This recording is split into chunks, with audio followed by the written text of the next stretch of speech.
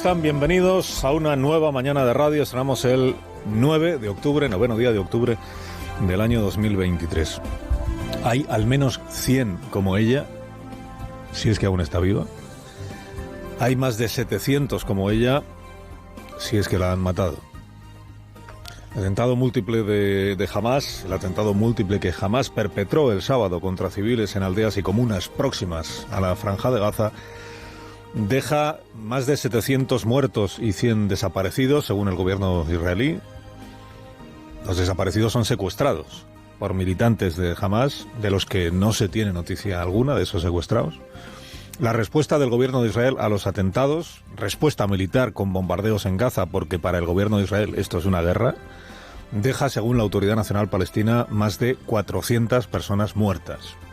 Digo que los medios lo estamos llamando, o algunos medios lo están llamando guerra, pero no es una guerra para las Naciones Unidas y no es una guerra para la Unión Europea. Es otra cosa. Es un atentado o varios atentados de una organización terrorista y es el Estado de Israel combatiendo a esa organización terrorista con medios, eso sí, militares. Porque para el gobierno de Netanyahu es una guerra y, como el propio Netanyahu ha dicho, es una venganza justa la que se está desarrollando en Gaza. Digo que para España, por ejemplo, para el gobierno de España, en sintonía con los socios de la Unión Europea, lo que sucedió el sábado es un ataque terrorista. Y lo que ha venido luego es el derecho de la sociedad israelí a defenderse de ese ataque. A lo que ya añaden, y ahí sí, los gobiernos europeos, que debe producirse una respuesta proporcionada, con contención. Claro, ¿cuál es la respuesta proporcionada al asesinato de personas en un festival de música, por ejemplo? 260 asesinados en un festival de música un sábado por la mañana. ¿Cuál es la respuesta proporcionada? Ahí ya es más difícil encontrar un consenso, ¿no? O una posición clara de los gobiernos. En el aluvión de informaciones que se viene produciendo desde el sábado, apenas aparecen nombres propios de los muertos o de los secuestrados, o de los muertos en los bombardeos israelíes. Shani Nicole Luke es una de las excepciones. 22 años, doble nacionalidad israelí y alemana. De ella sí existe la seguridad de que fue capturada por Hamás, porque es su cuerpo el que se ve en un vídeo que han difundido los partidarios de esta organización. Ahí se ve a Shani inconsciente o muerta. No se sabe si está viva o está muerta. Aparece tirada en la parte de atrás de una camioneta con sus secuestradores celebrando la captura de la pieza, la pierna de uno de ellos sobre el cuerpo de la chica, y una legión de entusiastas enfervorecidos alrededor de la camioneta que, al contemplar que han cazado a una mujer judía, lo festejan.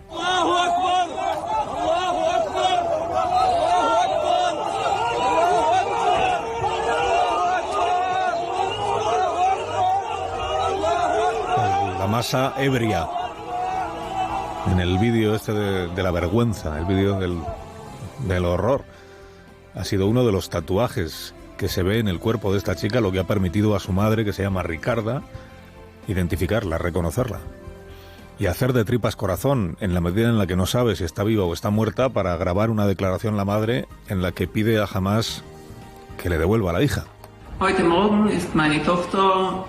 Buenos días. Esta mañana mi hija, Shani Nicole Luke, ciudadana alemana, fue secuestrada junto a un grupo de turistas en el sur de Israel por el grupo palestino Hamás. Nos enviaron un vídeo en el que la pude ver perfectamente, inconsciente, en el coche con los palestinos y cómo se alejaban de la franja. Me gustaría agradecerles cualquier ayuda o novedad. A Shani Laouk, esta chica la secuestró Hamás en la fiesta Rabe que se celebraba en el desierto a 5 kilómetros de la frontera de Gaza. Su familia quiere pensar que todavía vive. Quiere pensarlo, no tiene ninguna seguridad de que así sea. En la misma situación se encuentra Jacob Argamani, que es el padre de Noah.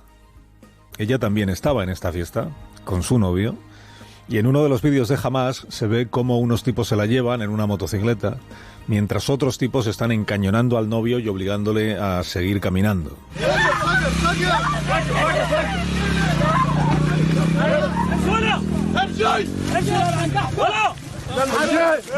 El padre de Noah, que se llama Jacob, envió un mensaje a su hija la noche del viernes al sábado, cuando escuchó las primeras sirenas.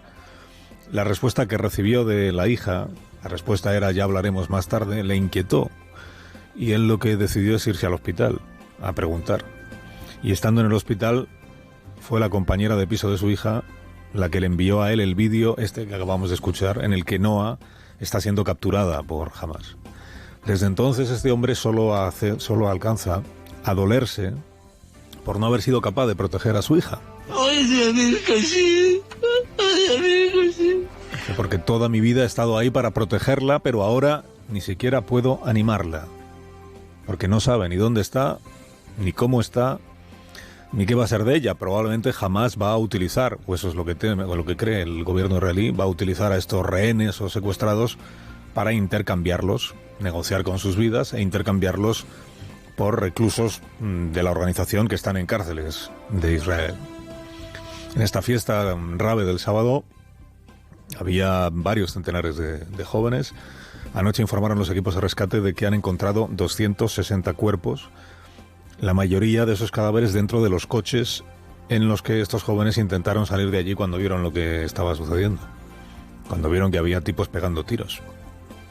Coches parados cada 30 o 40 metros, han contado, coche tras coche, con los cuerpos dentro de jóvenes muertos.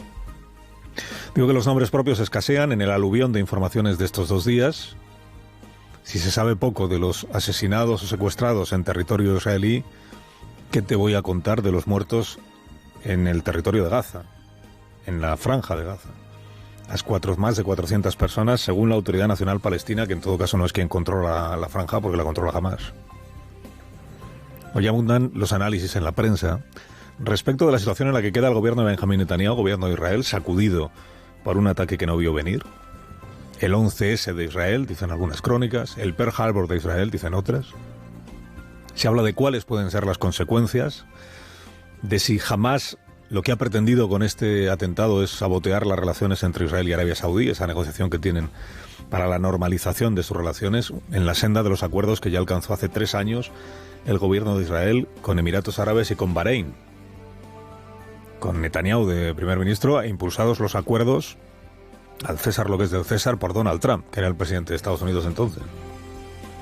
Se preguntan algunos analistas esta mañana si Hamás, con esta acción, o este ataque, o este atentado, como usted lo quiera llamar, si Hamás ha devuelto vigor a la causa palestina, o todo lo contrario, si no habrá contribuido a hacer la causa palestina todavía más débil, cada vez más olvidada la causa palestina y cada vez más abandonada por gobiernos de otros países que alguna vez hicieron bandera de la causa palestina y que luego la han ido dejando morir.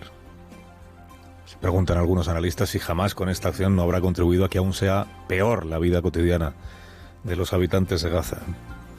La dimensión de los ataques que se ejecutaron el sábado y la crudeza de estos vídeos que la propia organización ha difundido pavoneándose del daño que ha causado a los israelíes ha hecho que esta vez, a diferencia de otras veces, sean muy pocos los gobiernos de otros países y las asociaciones u organizaciones internacionales que hayan justificado los secuestros y los asesinatos. Lo ha hecho Irán, naturalmente Irán, el padrino de Hamás y de Hezbollah en el Líbano. En el Líbano, por cierto, les recuerdo que tenemos una misión internacional del ejército español. Lo ha hecho Libia, lo ha hecho Yemen, lo ha hecho Qatar. Hay gobiernos que, como el de Irak, han recurrido al clásico de atribuir la responsabilidad de cualquier cosa que suceda a Israel por la opresión que sufre Gaza. Y hay gobiernos, yo creo que la mayoría de los gobiernos árabes, que han optado por pedir que cese la violencia sin entrar en más detalles, como también ha hecho el Papa, que cese la violencia, que es una manera, en el caso sobre todo de algunos de esos gobiernos árabes, de no alinearse con Hamás por la crudeza de lo que ha hecho en esta ocasión. Hay un gobierno que es el ruso que ha tenido el cuajo de pedir contención no a la violencia y un alto el fuego. Ha pedido el gobierno de Putin,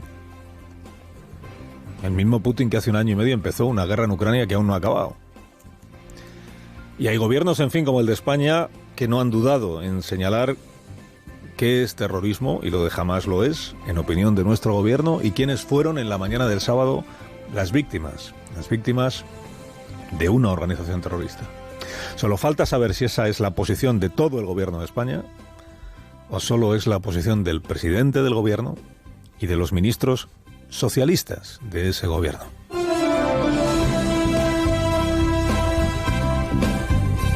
Hoy Pedro Sánchez inicia la puesta en escena de una negociación, la de su investidura, que en realidad lleva meses realizándose, la negociación.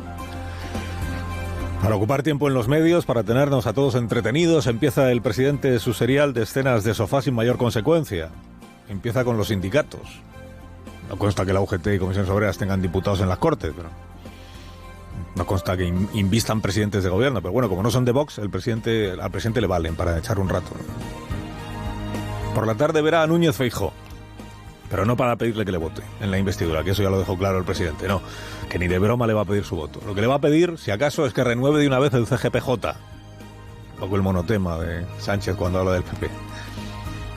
Hombre, y si Sánchez le pide opinión a Feijóo sobre la negociación con Puigdemont y la amnistía, que no parece que se la vaya a pedir, pero si se la pidiera, pues ya sabe lo que va a escuchar. Eso, lógicamente, es una involución y es una decisión reaccionaria.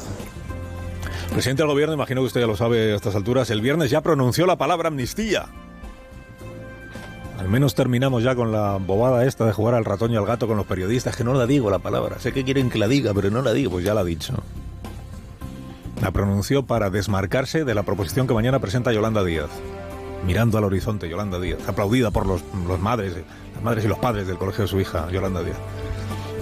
Y eligió el presidente el verbo superar para referirse a las causas judiciales que aún no están resueltas y que quedarán neutralizadas. Nosotros conocemos la propuesta de Sumar, como conocemos también la propuesta de otros partidos políticos en relación con la amnistía, que no deja de ser pues una forma de tratar de superar las consecuencias judiciales a la situación que vivió España con una de las peores crisis territoriales de la historia de la democracia en el año 2017. No es superar las consecuencias judiciales, presidente, es abortar las consecuencias judiciales. Superar parece que sea un obstáculo que hay que superar. Bueno, aquí se trata de acabar con las causas judiciales que están todavía sin terminar, de impedir que pueda llegar a ser juzgado Puigdemont por sus responsabilidades. Con los indultos neutralizó usted la sentencia del Tribunal Supremo, porque ya habían sido juzgados y condenados. Con la amnistía se abortan los procedimientos judiciales que aún no han terminado. Está insistiendo mucho el presidente en que el procés fue un fracaso colectivo. Porque en realidad lo que está Sánchez no es en perdonar, está en hacerse perdonar. Es en perdonar a los autores del procés, es hacerse perdonar él por los autores del procés. Dice fracaso colectivo. Los independentistas no reconocen ni fracaso, ni error, ni delito alguno. Dicen, ¿de qué? A lo hecho aún sacan pecho los independentistas. Pero fracaso colectivo, ¿por qué, presidente? Sí. Fracasaron los que se alzaron contra el derecho a decidir de los ciudadanos. Y salieron airosas las instituciones del Estado, ¿no? Que evitaron que los sublevados consumaran su objetivo. En un canto al reencuentro y a la convivencia, Salvador Illa podía haberse limitado ayer a reconocer el derecho de quienes no comparten la amnistía a manifestarse en Barcelona, pero tenía que combatirla. Porque al PSOE no le basta con cambiar aceleradamente de postura y reclamar a la gente que les siga en la nueva postura. Aquellos que permanezcan en la postura anterior y no se sumen al coro, aquellos tienen que ser desdeñados, descalificados como enemigos de la convivencia, revanchistas, egoístas. Así que ella recurrió ayer a la coartada de decir que son Feijóo y Abascal, que estaban en esa manifestación, quienes crispan y asustan a la gente. Pues vemos hoy a la derecha de la mano de la ultraderecha, para generar miedo, para sembrar crispación, ¿no? Y siempre a la contra. Viejo truco para significar a todos los que se manifestaban como crispadores y enemigos de la paz. Como estos no son independentistas, estos miles de ciudadanos, pues no merecen ni reencuentro, ni convivencia, ni mano tendida, ni apelación al diálogo con ellos, ni nada parecido. Ni siquiera que se puedan manifestar sin que se les descalifique. Este debe de ser el famoso reencuentro entre catalanes. Carlos Alsina, en Onda Cero.